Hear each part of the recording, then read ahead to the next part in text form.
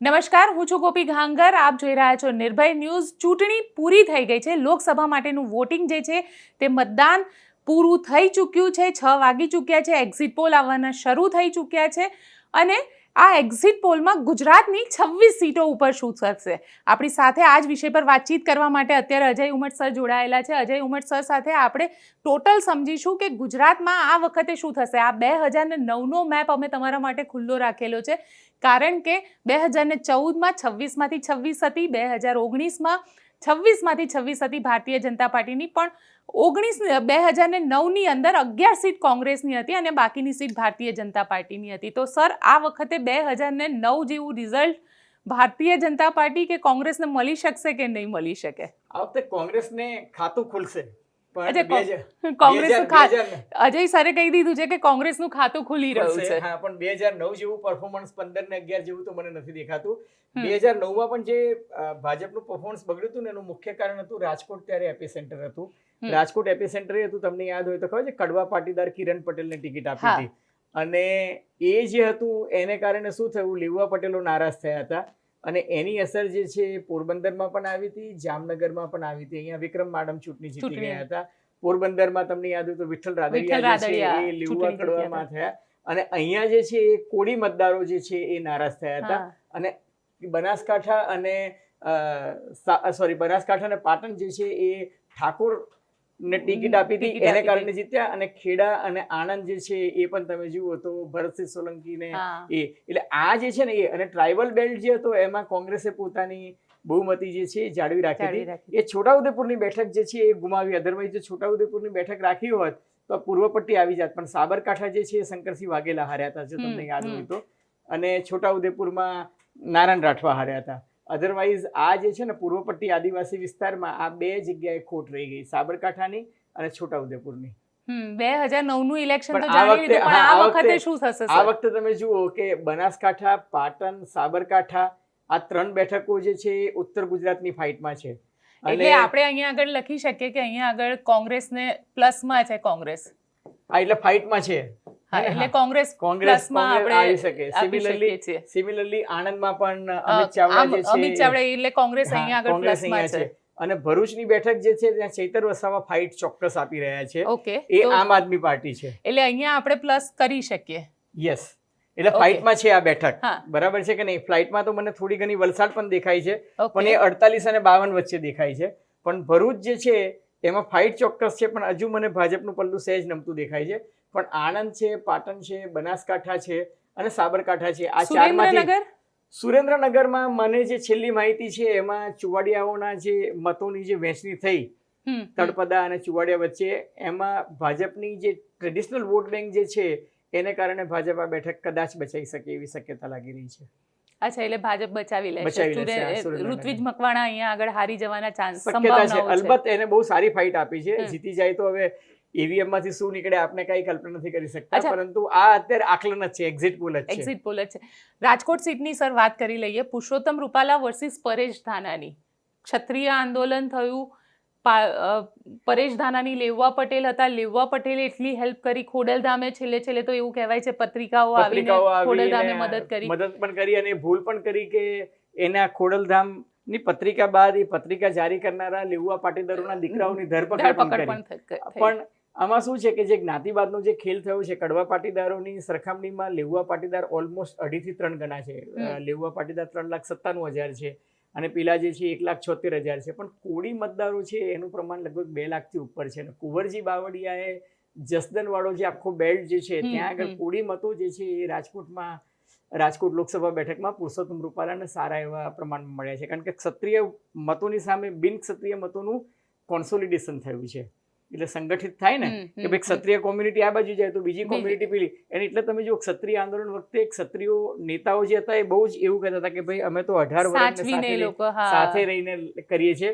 પણ ભારતીય જનતા પાર્ટીને પણ આશા હતી કે જો ક્ષત્રિય ક્યાંક કંઈક બી કરશે તો બીજી અન્ય જાતિઓ ભેગી થઈ જશે. એ જ ત્યાં થશે. અને પુરુષોત્તમ રૂપાલા માટે છેલ્લે વડાપ્રધાન નરેન્દ્ર મોદી અને અમિતભાઈએ પણ જે મેસેજ આપ્યા, વડાપ્રધાન ખુદ જામનગર જઈને એમને ક્ષત્રિયને સમજાવવાની કોશિશ કરી. એટલે થાબડભાના કર્યા છે ભાજપે, ડેમેજ કંટ્રોલ પણ કર્યું છે. રાજકોટ ટ્રેડિશનલી છે ને ભાજપની બહુ સ્ટ્રોંગ સીટ છે અલબત્ત એટલે સંઘ પરિવાર 2009 જેવું રિપીટ નહીં થાય. 2009 તો બ્લન્ડર હતું ભાજપનું કે એમને જે હા. કિરણ પટેલને ટિકિટ આપી હતી અને કિરણ પટેલના થોડાક સ્વભાવના પણ ઇસ્યુઝ હતા. આ વખતે મને લાગે છે પુરુષોત્તમ રૂપાલા એ બેઠક કાઢી લેશે, સરસાઈ ઘટશે. હું તમને કહું, આખા ગુજરાતમાં 5 લાખની લીડ જે છે હા. એ અમિતભાઈ છે કે CR પાટીલ છે એવા 2-3 દિગ્ગજ નેતાઓને બાદ કરતા કઈ 5 લાખની લીડ કઈ બધે દેખાતી નથી. અચ્છા, ક્યાંય 5 લાખની લીડ નહીં આવે.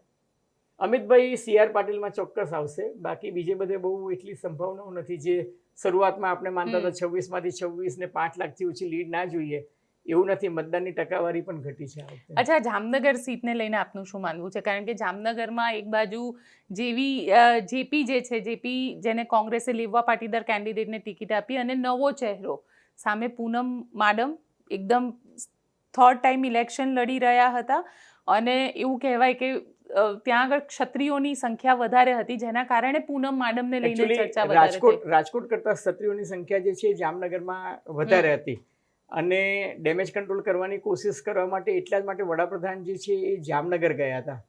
વડાપ્રધાન રાજકોટ ના ગયા, વડાપ્રધાન સુરેન્દ્રનગર ગયા એ બેઠક બચાવવા માટે, ને ત્યાંથી પછી એ જામનગર ગયા, અને જામનગરમાં જઈને ભયંકર ડેમેજ કંટ્રોલ થયું. અને ભાજપના પણ કેટલાક નેતાઓ કે જે આ બેઠક પર તોડફોડ કરવાની કોશિશ કરતા હતા, એ લોકોને પણ મેસેજ આપી દેવામાં આવ્યો અને કહેવામાં આવ્યું કે ભાઈ જો જે જગ્યાએથી મતો ઓછા નીકળશે તો તમને જવાબદાર ઠેરવવામાં આવશે. એટલે છેલ્લા 48 કલાકમાં ઘણું બધું પિક્ચર બદલાયું, અને એટલે જ વડાપ્રધાન નરેન્દ્ર મોદી પર્સનલી ત્યાં આવ્યા હતા અને જામનગરમાં. અને તમે જુઓ કે જામનગર અને સુરેન્દ્રનગર બંનેમાંથી એક જ જગ્યાએ રૂપાલાને સ્ટેજ પર બેસાડવામાં નતા આવ્યા, રૂપાલાને બોલાવવામાં પણ નતા આવ્યા.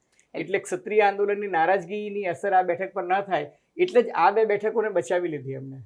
એટલે સુરેન્દ્રનગર ને જામનગરને મને લાગે છે બચાવી વાંધો લીધી નહીં છે. આવે. હા, સાથે પોરબંદર મનસુખ માંડવિયા નીકળી જશે. મનસુખ માંડવિયા જો ભાવનગરથી લડ્યા હોત તો એમને ખતરો હતો, કારણ કે ભાવનગરમાં કોડી મતોને કારણે એ પછી હાઈ પ્રોફાઇલ સીટ થઈ જાય.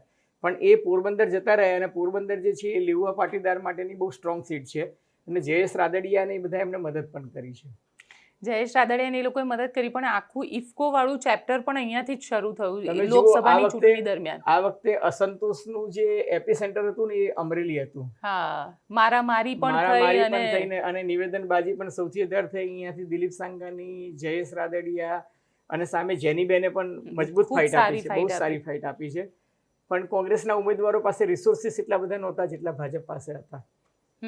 અને બૂથ મેનેજમેન્ટ ને બીજું બધું પણ જે કહી શકાય, રિસોર્સિસ, એટલા પૈસા એ લોકો ચૂંટણીમાં ના વાપરી શક્યા જેટલું ભાજપ વાપરી શકે. જુનાગઢ સીટ ઉપર શું લાગી રહ્યું છે તમને? કારણ કે જુનાગઢ ડોક્ટર અતુલ ચગના આત્મહત્યાનો કેસ, વિમલ ચુડાસમા, રાજેશ ચુડાસમા, વિમલ ચુડાસમા કોંગ્રેસમાંથી ધારાસભ્ય છે, નારાજ ચાલતા હતા, એમને હીરા જોટવાને મદદ નથી કરી. રાજેશ ચુડાસમાને લઈને પણ ભારતીય જનતા પાર્ટીમાં જબરજસ્ત નારાજગી હતી. ટિકિટ ન આપવા માટે કહેવામાં આવ્યું હતું, પણ ભાજપે રિપીટ કર્યા કેન્ડિડેટને. ત્યાં શું લાગી રહ્યું છે? અહીંયા એક બીજું ફેક્ટર તમે ભૂલી જાઓ છો. જુનાગઢમાં એક સૌથી ઇમ્પોર્ટન્ટ ફેક્ટર શું છે ખબર છે? જવાહર ચાવડા ફેક્ટર. હા, જે કારણ કે અહીંયા માણાવદરની બેઠક પણ હતી. બિલકુલ. અને એટલે જ ભાજપે છે, જુઓ કે માણાવદરની બેઠક પર ચૂંટણી થઈ અને વિસાવદર પર ચૂંટણી ન થઈ તો ભાજપે સૌથી મોટો રાહતનો શ્વાસ હાશકારો, કારણ કે તો પછી આમ આદમી પાર્ટી પણ આવી જાત, કારણ કે અધિકાર એમનો બનતો હતો. તો પછી ત્યાં આગળ ગોપાલ ઇટાલિયા કે ઈસુદાન ગઢવી કે કુકાવત તો આખી સીટ હાઈપમાં આવી જાત. એટલે લોકો બહુ જ કાળજીપૂર્વક આ બેઠક પર જે છે એ રમ્યા છે. અને અમિત જેઠવા કેસનો ચુકાદો પણ આવી ગયો. એટલે જે મતો જે છે, મને એવું લાગે છે કે જુનાગઢ જે છે એ છેલ્લા રાઉન્ડમાં એ લોકોએ જુનાગઢ બચાવ્યું. અને જુનાગઢ બચવાનું કારણ પણ એ જ છે કે એ લોકોને ખબર હતી કે જુનાગઢ ડેન્જર હતું, પછી આ સુરેન્દ્રનગર પણ ડેન્જર હતું. એટલે જ તમે જુઓ કે રાજેશ ચુડાસમાને ટિકિટ તો આપી, પણ સમાધાન પણ એ ડોક્ટર ચગવાડા કેસમાં લોહાણા સમુદાય સાથે થઈ ગયું હતું. ઓકે, એટલે એક એનો ફાયદો થઈ જશે. અને બીજું કે અમરીશ ડેર જે છે એને સમજાવી લીધા હતા. અમરીશ ડેર વાળો જે છે. બીજું કે જ્ઞાતિ વાઇઝ સમીકરણો જે છે એ બહુ સારી રીતના સંતુલિત થયા. અહીંયા આહિર છે, પૂનમબેન આહિર, એટલે આહિર, કોડી, લેઉવા, કડવા, એ તમે જુઓ તો બધી જગ્યાએ સેટ થાય છે. અહીંયા કડવા છે, અહીંયા લેઉવા છે, અહીંયા આહિર છે, અહીંયા કોડી છે, અહીંયા ફરી પાછા લેઉવા છે. એટલે એ રીતના જ્ઞાતિના સમીકરણો જે છે, અહીંયા આગળ કોડી છે ફરી પાછું. એટલે એ સમીકરણ ભાજપે સંતુલિત કર્યા છે 2024માં. અહીંયા જે ભૂલ કરી હતી 2009માં, એ ભૂલનું પુનરાવર્તન નથી કર્યું, નહીં તો સૌરાષ્ટ્રમાં એ લોકોને બહુ મોટો ઝાટકો લાગત.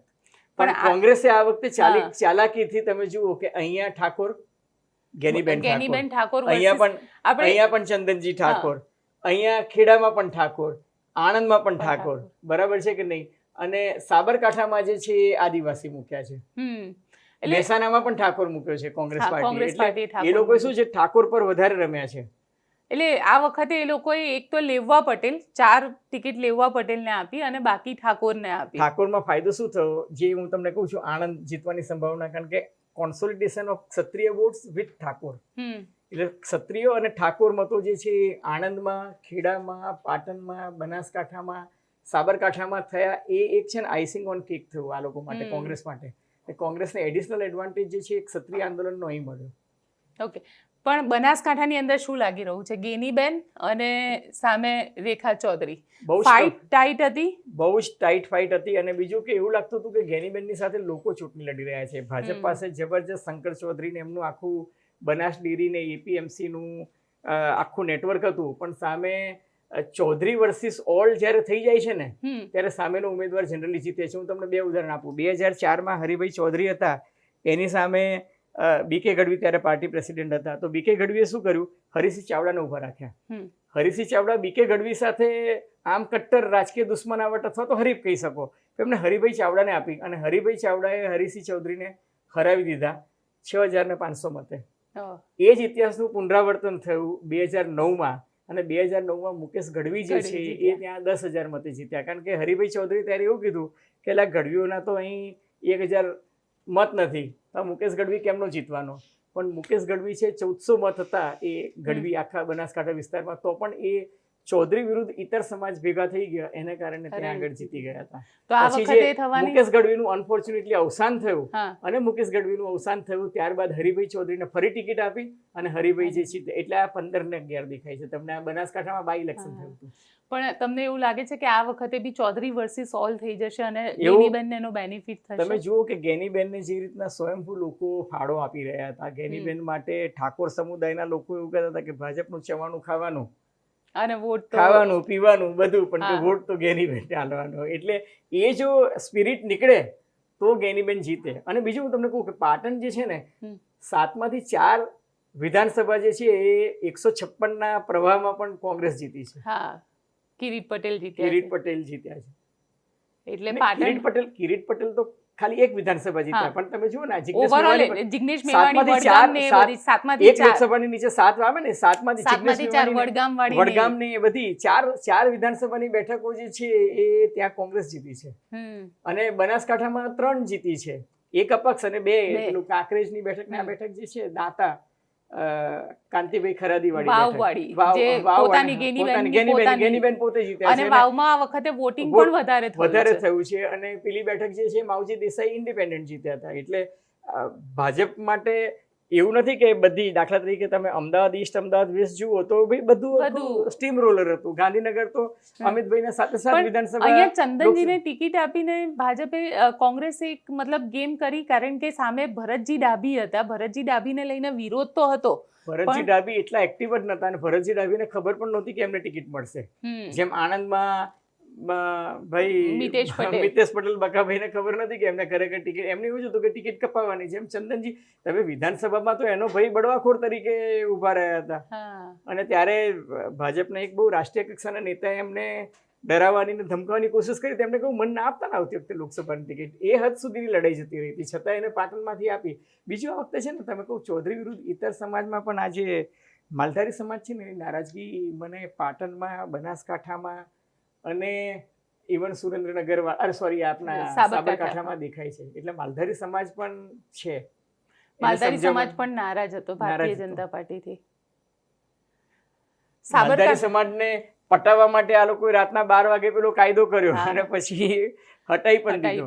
એટલે લોકો છેતરાયા હોય ને એવી એક ફિલિંગ આવે છે. સાબરકાંઠામાં તુષાર ચૌધરી આમ તો દક્ષિણથી સાબરકાંઠા ગયા હતા, અને પણ અહીંયા આગળ ભારતીય જનતા પાર્ટીના નેતાઓનું આમાં 3 ઇમ્પોર્ટન્ટ ફેક્ટર. એક, ભાજપના નેતાઓનું આંતરિક લડાઈ, બરાબર છે. 2 દિગ્ગજ નેતાઓ કે જે સાબરકાંઠા પર પોતાનો દાવો કરતા હતા, એ બંને નેતાઓ વચ્ચેની લડાઈ. એક દલિત નેતા અને એક પાટીદાર નેતા. એ ઉપરાંત શું થયું કે ઉમેદવાર તમે રાતોરાત બદલ્યો, અને ઉમેદવાર ભીખાજી ઠાકોરને આપી હોત તો આજે આપણે ચર્ચા પણ ના કરતા હોત, કારણ કે Exactly. ભીખાજી ઠાકોર મજબૂત ઉમેદવાર હતો અને એ કાઢી જતા. હવે એ ઠાકોર હતો કે ડામોર હતો એ બહુ ઇમ્પોર્ટન્ટ હતું જ નહીં. ભાજપનો બહુ જ સર્વ સ્વીકૃત ચહેરો જે છે એ ભીખાજી હતા. હવે તમે ભીખાજીની જગ્યાએ જે બેનને લઈને આવ્યા એ તો શોભનાબેન. હા શોભનાબેન, એ તો ભાજપના 10 પૈસાના કે 25 પૈસાના કે મિસકોલના સભ્ય પણ નહોતા. એમને રાતોરાત તમે શિક્ષિકાની નોકરી છોડાવી અને તમે ભાજપમાંથી બીજે દિવસે ટિકિટ આપી દીધી. એટલે શું થયું કે લોકોએ એમને સ્વીકાર્યા નહીં. એટલે ભાજપમાં આ જે આંતરિક ગડમથલ થઈ શરૂઆતમાં એ થઈ. બીજું ભીખાજી ઠાકોરે ટીવી ઇન્ટરવ્યુમાં કહી દીધું કે મારે તો લડવી જ હતી, પણ કે પાર્ટીમાંથી ઓર્ડર આવ્યો એટલા માટે હું વિડ્રો કરું છું. અને ત્રીજું તમને કહું કે આદિવાસી હોવા ઉપરાંત તુષાર ચૌધરી છે ને એના પિતાજી ભિલોડાથી અમરસિંહભાઈ ચૂંટણી લડતા અને ગજરાબેન નહીં આપણે અમરસિંહભાઈના જે બીજા પત્ની હતા ને એ સાબરકાંઠાથી જ લોકસભા ચૂંટણી જીતતા હતા. ઓકે, એટલે એ બેઝ એ બેઝ હતો એમનો. હા, એ બેઝ હતો જ. તુષાર ચૌધરીની વાત થઈ ગઈ. મહેસાણા સીટની વાત કરી લઈએ. આમ તો એપી મહેસાણા- સેન્ટર કહેવાય ભારતીય જનતા પાર્ટીનું, પણ આ વખતે ઠાકોર વાળો એક દાવ કોંગ્રેસ રમી અહીંયા અને કોંગ્રેસ ઠાકોર પર જ રમી છે આ વખતે. તમે અને જુઓ. પણ ભાજપે પણ નવો ચહેરો આપ્યો હા. જેને કોઈ ઓળખતું નહોતું. પણ એ- તાલુકા પંચાયતના સદસ્ય પણ હતા એ ચહેરો અને એમને- સ્વચ્છ છે અને બહુ વાંધો નહીં આવે. મહેસાણાની બેઠક પર મહેસાણા છે, અમદાવાદ, પૂર્વ અમદાવાદ, પશ્ચિમ ગાંધીનગર, પંચમહાલ, દાહોદ, વડોદરા, છોટાઉદેપુર, આ બધી બેઠકોમાં બારડોલી, આ બધામાં કોઈ મને વાંધો દેખાતો નથી. આ બધું ભાજપ ક્લીન સ્વીપ કરશે. પણ વલસાડની સીટમાં તમને શું વલસાડની લાગી રહ્યું છે? સીટમાં- વલસાડ વલસાડની- કારણ કે અનંત પટેલ મજબૂતાઈથી ચૂંટણી લડ્યા અને છે. ધવલ પટેલ ધવલ- કોન્ટ્રોવર્સીમાં ધવલ પટેલ ફસાયા. અને બીજું કે બાકી હતું તેમ છેલ્લે દિવસે કે ગાડીઓ કૂટાઈને ધોડીઓ ચૂંટાઈ વાળી છે. હા. અને જે નિવેદન કર્યું આપણા ભાઈ કનુભાઈ દેસાઈ, હા. એનાથી પણ થોડોક વિવાદ તો થયો હતો, પણ મને લાગે છે કે ભાજપ કાઢી લેશે એ બેઠક. ભાજપ કાઢી લેશે. છેલ્લી બચી કચ્છમાં છેલ્લે ક્ષત્રિય આંદોલનની અસર દેખાતી હતી, હા પણ અધરવાઇઝ છે ને ત્યાં આગળ ભાજપ મજબૂત છે. એટલે નો ડાઉટ ત્યાં મતો ઘટશે ભાજપના. મેં તમને કહું બધી જગ્યાએ ભાજપના મતો ઘટશે, હમ. પણ ભાજપ છે ને મોટે ભાગની બેઠકો પર લીડ તમે જુઓ ને તો ભાજપ 54%, 66% જેવા લીડ પર બેઠી છે. એટલે મતો ઘટે, ઘટે પણ પરાજયમાં પરિણામમાં હારે એવું દેખાતું નથી. આ બધી અત્યારે બેઠકો. હારે એવું નથી દેખાય. જે ફાઇટ દેખાઈ રહી છે મને, એ ફાઇટ મેં તમને કહું ને સાબરકાંઠા, બનાસકાંઠા, પાટણ, સાબરકાંઠા. બનાસકાંઠા અને આણંદ, આ ચારમાં વધારે અને દેખાય છે. ભરૂચ વલસાડ ભરૂચ વલસાડ છે ફાઇટમાં, હા. પણ તોય ભરૂચમાં હું તમને કહું કે ભરૂચમાં કરજણ વાળો વિસ્તાર જે છે, કરજણ છે, પછી જંબુસર છે, પછી આમોદ છે, હાંસોડ છે, એ બધી જગ્યાએ ભાજપે પુષ્કળ તાકાત લગાડી છે. એટલે શહેરી વિસ્તારમાં શહેરી લગાડી છે, વિસ્તાર જે છે, આદિવાસી આદિ વિસ્તારમાં વિસ્તારમાં એટલું નથી. બધું નથી લાગ્યું. વડોદરામાં શું થશે સર? કારણ કે વડોદરાની સીટ વડોદરા પહેલેથી કોન્ટ્રોવર્સીમાં રહી. ભારતીય જનતા પાર્ટીની છે ને, જે વડોદરા- શરૂઆત થઈ જો એ વડોદરાની ત્યાંથી સીટ એ હું તમને કહું, પણ આ જે છે ને બ્રાહ્મણને આપી છે ટિકિટ, હા. આ જે છે ને રંજનબેનની જી, હા, હા એટલે બહુ વાંધો નહીં આવે ત્યાં આગળ. નો ડાઉટ ક્ષત્રિયને આપી કોંગ્રેસ પાર્ટીએ, પણ એ પાદરાનો છે. પાદરાનો મત વિસ્તાર પાછો જાય છે છોટાઉદેપુરમાં, એટલે બહુ ફરક નહીં પડે ત્યાં આગળ. અચ્છા, અહીંયા છોટા ઉદેપુરની સીટ ઉપર ફરક પડશે કારણ કે સામે સુખરામ રાઠવા વર્સિસ જસુ રાઠવા. જસુ રાઠવાનું એટલું નામ નથી. જસુ રાઠવા એક સમયે ભાજપ છોડીને જતા રહ્યા હતા, ફરી ભાજપમાં આવ્યા, એમને ટિકિટ મળી. સામે સુખરામ રાઠવા છે. પણ એવું છે કે ત્યાં નારાયણ રાઠવા અને મોહન રાઠવા જે છે, હમ. એ લોકોનું જે આખું સામ્રાજ્ય છે, એ લોકો લોક સ્ટોક એન્ડ બેરલ ભાજપમાં આવી ગયા છે. અને એમના પોતાની ત્યાં સ્કૂલો છે, કોલેજો છે, સહકારી મંડળીઓ છે, ઘણી બધી સંસ્થાઓ સાથે એ લોકો સંકળાયેલા છે. એટલે મોહન રાઠવા, નારાયણ રાઠવા, એ લોકો માટે પોતાની ઇજ્જતનો સવાલ છે આ બેઠક બચાવવાનો. એટલે એ લોકો બચાવી લેશે. અચ્છા, પ્રભાબેન તાવિયાડનું શું લાગી રહ્યું છે? પ્રભાબેન તાવિયાડ પાસે રિસોર્સિસ ઓછા હતા, નહીં તો હા. પ્રભાબેન તાવિયાડ બહુ સારી ફાઇટ આપી શકતા હતા. પણ ઉમેદવાર તરીકે મજબૂત, ચહેરો સ્પષ્ટ, અને અહીંયા પણ 3 બેઠકો એવી છે કે જે કોંગ્રેસના દાહોદમાં અને દાહોદમાં આમ જોવા જઈએ તો આમ આદમી પાર્ટી નંબર 1 પાર્ટી નંબર હતી 1 પાર્ટી હતી. ડિસ્ટ્રિક્ટની. હા. સાથે એટલે 7 સીટની જો આ voting વખતે જોઈએ તો. જે ફાઇટની વાત છે એ પણ છે. એનું કારણ પણ એ છે કે ડાયરેક્ટ જ ફાઇટ છે. તમે જુઓ, BJP versus BJP Congress versus Congress જ છે. અને બીજેપી વર્સિસ આમ આદમી પાર્ટી. એ બેમાં એટલે જે સમાધાન કર્યું એનો ફાયદો થશે. જે વિધાનસભાનું એક એનાલિસિસ મેં કર્યું હતું બધી જ બેઠકોના આંકડા લઈને, એ જો આમ આદમી પાર્ટી પિક્ચરમાં ના હોત તો ભાજપ 110 પર આવી ગઈ હોત. હા, આમ આદમી કદાચ પાર્ટી એનાથી ઓછે 100 ની આજુબાજુ એટલે જે આવી જાય. 77 ને 99 હતું હા, એનાથી બહુ ઇમ્પ્રુવ ના થયું હોત, એટલે 110 પર આવી ગઈ હોત. વિધાનસભા. પણ હા, પણ એ જે ગુજરાત એક એક્સપેરિમેન્ટ કર્યો એ લોકોએ કે ત્રિપાખીઓ કરી અને આમ આદમી પાર્ટી લાવ્યા, એને કારણે ભાજપને ફાયદો થઈ ગયો કે 156 નો રેકોર્ડ પર આવી ગયા. પણ કદાચ એટલે જ આ વખતે આમ આદમી પાર્ટી ને કોંગ્રેસ અલાયન્સમાં આવી ગયું, એટલે જ સમાધાન કર્યું ને કે લડીને કોઈ ફાયદો નથી. એટલે પંજાબને બાદ કરતા તમે જુઓ 6 રાજ્યોમાં સમાધાન કર્યું, દિલ્હીમાં સમાધાન કર્યું, હરિયાણામાં કર્યું, ગોવામાં પણ કર્યું, ગુજરાતમાં પણ કર્યું, બધી જગ્યાએ સમાધાન કર્યું. અચ્છા સર, ક્ષત્રિય આંદોલનની અસર તમને કઈ કઈ સીટ ઉપર વધારે? બધી જગ્યાએ ક્ષત્રિય આંદોલનના કારણે મતો ઘટશે, પણ એવી કોઈ આ છે ને લોકસભામાં એવી કોઈ બેઠક નથી કે જેનાથી ક્ષત્રિયમાં અસર થાય. તમને વિધાનસભા કહો તો હું તમને વિધાનસભામાં કહું કે ભાઈ વડોદરામાં વડોદરા રૂરલ છે, વાઘોડિયા છે, પછી સાવલી છે, પાદરા છે, આ બધી બેઠક પર ક્ષત્રિય બાહુલ્યવાળી બેઠકો છે. ત્યાં ક્ષત્રિય આંદોલન હોત વિધાનસભા તો એની અસર આવત. વિધાનસભામાં હોત તો હું તમને કહું ગોપી કે આવનારા દિવસોમાં જિલ્લા પંચાયતમાં, તાલુકા પંચાયતમાં, સરપંચની ચૂંટણીઓમાં અને વિધાનસભામાં ક્ષત્રિય આંદોલનની અસર આવશે. તમે ક્ષત્રિય આંદોલનમાં જો ભાજપ સમાધાન નહીં કરે અથવા તો કોઈ વચલો માર્ગ નહીં કાઢે સમાધાનકારી, તો આજે નહીં ને કાલે એ આંદોલનની અસર તો આવશે જ. જે ક્ષત્રિય બહેનો જે રીતના બહાર નીકળી હતી ને, હું નથી માનતો કે એ કઈ પોલિટિશિયન છે કે સમાધાન કરી નાખે. અચ્છા, ઓવરઓલ તમને કેટલી સીટ ઉપર એની ઇમ્પેક્ટ કરીને વિધાનસભામાં દેખાય, બાકી લોકસભામાં મતલબ લોકસભામાં જે હું તમને કહું કે આણંદમાં જે પોઝિટિવ થયું એનું કારણ એ કે લગભગ આણંદ એક એવો મત વિસ્તાર છે કે જ્યાં ક્ષત્રિય અને ઠાકોર લગભગ 9.5 લાખ વત્તા મુસ્લિમ વત્તા ક્રિશ્ચિયન વત્તા દલિત, એટલે કામ થિયરીનું પરફેક્ટ કોમ્બિનેશન આ છે. એટલે એની જીતવાની સંભાવના પણ વધી જાય છે. બનાસકાંઠામાં વધારે દેખાય છે, સાબરકાંઠામાં ઓછી છે, પણ અહીંયા સૌથી વધારે છે. અચ્છા, ખેડામાં પણ એટલા જ ક્ષત્રિયો છે, અને ખેડામાં પણ કયા વિસ્તારમાં મતો થયા છે, કારણ કે ખેડાના ઉમેદવાર ડાભી જે છે કોંગ્રેસના, એ તો હજુ દાવો કરે છે કે આ વખતે દેવુસિંહને હરાવી શકશે. જો કે દાવા તો બધા જ કરે છે. પણ સાથે સાથે ક્ષત્રિય આંદોલનની શરૂઆત થઈ હતી સુરેન્દ્રનગરથી, વઢવાણથી આખું જન આંદોલનમાં એક મુવમેન્ટ તરીકે શરૂ થઈ. ત્યાં આગળ તળપદા કોળી અને ચુવાડિયા કોળી આ બંનેનો મુદ્દો પણ આવ્યો. એટલે ક્ષત્રિય વખત એવું થયું કે તળપદા અને ચુવાડિયા લડ્યા, બાકી કોળી એટલે કોળી જ ચાલતું હતું. પણ આ વખતે તળપદા અને ચુવાડિયા વચ્ચે પણ એક વિવાદ થયો. પણ લાગે છે ગુજરાત માટે સારી વાત નથી આ. હા, પણ એવું પણ કહેવાય છે કે સોમા ગાંડા જે નીકળી ગયા ચૂંટણી પહેલા કોંગ્રેસ છોડીને, એનો ફાયદો પણ કદાચ ઋત્વિજ મકવાણાને થશે એવું પણ કહેવાય રહ્યું છે. એટલું બધું ડિટેલમાં તો મેં નથી સ્ટડી કર્યો, પણ ઓવરઓલ જે મને ફિગર મળ્યા છે એ જોતા એવું લાગે છે કે સુરેન્દ્રનગર ભાજપ બચાવી લેશે. અચ્છા, ભાજપ બચાવી લેશે. અચ્છા સર, હવે તો 25 માંથી તમને કેટલી સીટ લાગી રહી છે? 25 માંથી? સૌથી અઘરો દાખલો છે આ છેલ્લો સવાલ. મને લાગે છે 2 તો મિનિમમ કોંગ્રેસને મળશે. 2 કોંગ્રેસ મિનિમમ. અચ્છા, 2 સીટ અહીંયા આગળ જ લખી નાખું છું.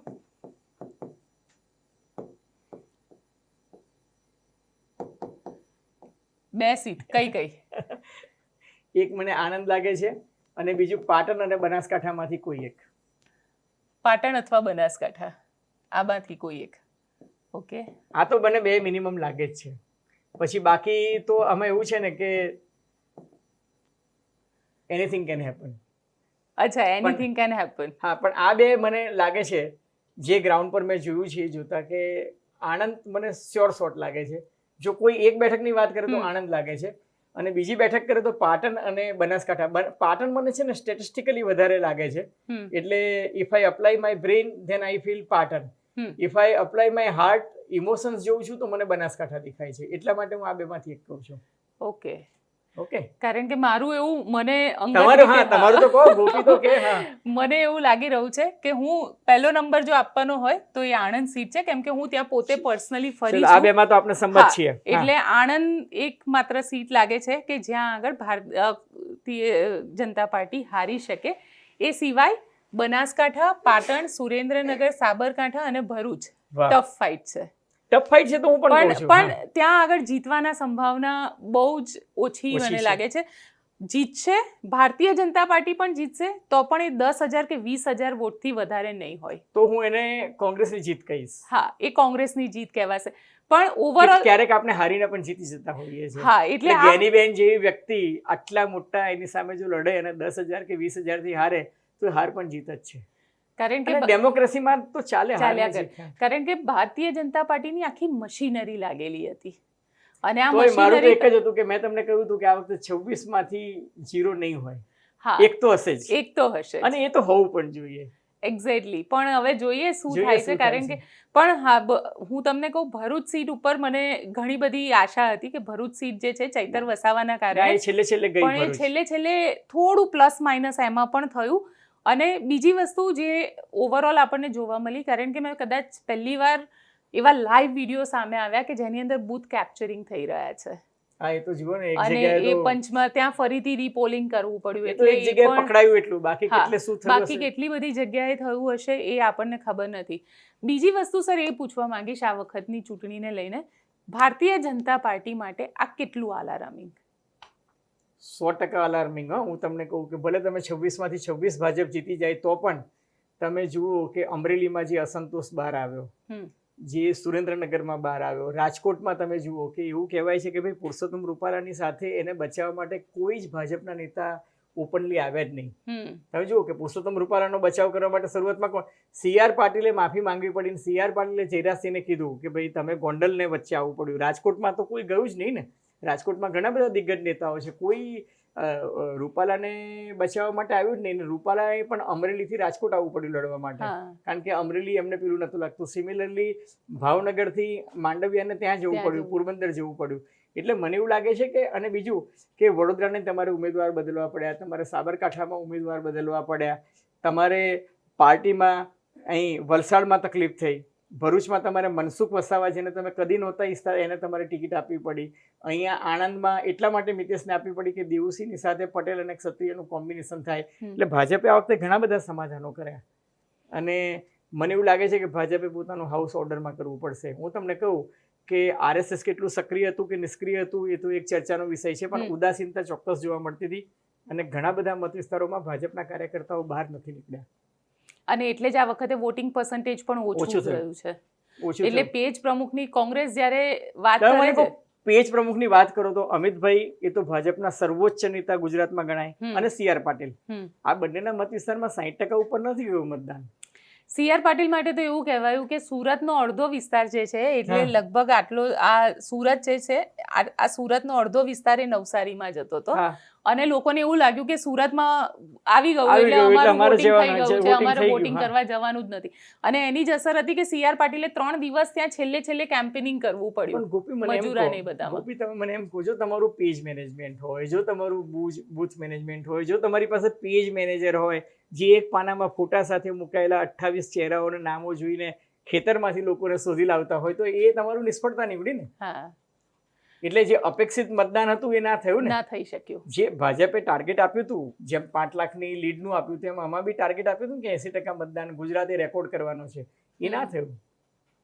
59.88% અમિતભાઈનું હતું, નામનું કે 59.60, એટલે 60 નથી ટચ કર્યા. મારી અપેક્ષા હતી કે આ બંને તો 60 થી ઉપર નીકળશે જ. અચ્છા, એક સવાલ જે દરેક પત્રકારના મનમાં છે અને ક્યુરિયોસિટી વાળો છે, અમિતભાઈના વધારે વોટ હશે કે CR પાટીલના? અમિતભાઈના. અને કેટલા? એ અઘરું છે એટલા માટે કે તમે જુઓ કે લાસ્ટ ટાઈમ હું જોતો હતો તો અમિતભાઈની લીડ 5,65,000 હતી. 5,65,000 હતી, અને એમને ટાર્ગેટ ભલે આપ્યું હોય 10 લાખ, પણ હું માનું છું કે 5,65 થી તો ઉપર જશે જ. એટલે 7 થી 8 વચ્ચે આવશે. 7 થી 8. એનું કારણ છે કે સામેનો ઉમેદવાર જે છે બિચારા સોનલબેન તો કોઈ જગ્યાએ હતા જ નહીં. પણ સોનલબેને આરોપ પણ લગાડ્યા કે ક્યાંક એવા વિડીયો પણ સામે આવ્યા કે જેની અંદર જે મુસ્લિમ વિસ્તાર છે, જુહાપુરાનો વિસ્તાર છે, ત્યાંથી લોકોને પૈસા આપવામાં આવી રહ્યા છે. અમદાવાદમાં, જમાલપુરમાં, શાહપુરમાં, મિર્ઝાપુરમાં, ખાનપુરમાં મુસ્લિમોનું મતદાન બહુ સારું થયું, પણ જુહાપુરા અને વેજલપુરના મુસ્લિમોમાં મતદાન નથી થયું, ઓછું થયું છે. અને એની પાછળ સોનલબેને આરોપ પણ લગાડ્યા. હવે આરોપ લગાડવાથી શું થાય? અને બીજું ઘણી વખત અમુક એવું કે ક્યાં જીતવાનું છે, અને મતદાતાઓની નિષ્ક્રિયતા પણ છે. પણ અમિતભાઈએ 100% આ બેઠક પર ભયંકર મહેનત કરી હતી. પોતે છેલ્લા દિવસ સુધી કેમ્પેનિંગ પણ કર્યું, બૂથમાં પણ ગયા, જાતે એક જગ્યાએ તો એક વ્યક્તિ ફરિયાદ કરવા આવ્યો કે જો મને વોટ નથી આપવા દેતા, તો એમણે પ્રિસાઇડિંગ ઓફિસર સાથે વાત કરી કે ભાઈ કેમ વેલિડ વોટ છે તો નથી જવા દેતા. એટલે એટલી બધી કાળજી, અને એમને મત વિસ્તારની બી કાળજી લીધી છે, એમાં તો કોઈ ખોટું ના કહી શકે. અચ્છા, બીજેપીને, કોંગ્રેસને મેક્સિમમ સીટ આવે તો કેટલી આવે? આપણે કીધું કે 0, એટલે એક સીટ આણંદ. તમને તો ફાઇટ જો સુરેન્દ્રનગરમાં દેખાતી હતી ને સાબરકાંઠામાં પણ દેખાતી હતી, અને સુરેન્દ્રનગર બનાસ હું મેક્સિમમ 4 આપી રહી છું. મેક્સિમમ 4 થી વધારે તો નથી દેખાતી મને. મેક્સિમમ 4 આપી રહી છું હા. કે 25 માંથી 4 કોંગ્રેસ લઈ હું જાય તમને તો શું કહું છું, maximum વલસાડ 4 અને લઈ ભરૂચમાં જશે. ફાઇટ બહુ સરસ આપી, સુરેન્દ્રનગરમાં ફાઇટ સારી આપી, પણ એ જીતા એવી શક્યતા મને ઓછી દેખાય છે. પણ છતાંય સંભાવના જોઈએ તો મેક્સિમમ 4 આવે, મિનિમમ 1 કે 2 આવે. એટલે મિનિમમ 1 તો કદાચ આવી એક તો શકે. મને આણંદ માટે હું આશાવાદી છું, અને પાટણ અને બનાસકાંઠામાંથી એક આવે એવું માનું છું. એમાં પાટણની સંભાવના મને ઓફ લેટ વધારે દેખાય છે. એટલે મને એક લાગી રહી છે આણંદ, બીજી લાગી રહી છે બનાસકાંઠા, જો આવશે તો. એટલે પહેલા બે. નંબરમાં જીતી શકે તો આણંદ, બીજા પછી નંબરમાં બનાસકાંઠા અને ત્રીજી બનાસકાંઠા, ત્રીજી સુરેન્દ્રનગર, શું વાત છે! ત્રીજી સુરેન્દ્રનગર, અને ચોથી જેના માટે હું આશાવાદી છું એ ભરૂચ છે. અરે વાહ, let us hope for the best. ચાલો ચાલો જોઈએ. તો એક્ઝિટ પોલ તો આપણે જોઈ લીધો, અને હવે 4મી તારીખે રિઝલ્ટ આવવાનું છે. રિઝલ્ટ શું આવશે એ પણ આપણે ચર્ચા કરીશું. તે દિવસે 4મી તારીખે ચર્ચા કરીશું. આપને કેવું લાગ્યો અમારો રિપોર્ટ, ચોક્કસ કહેજો અમને.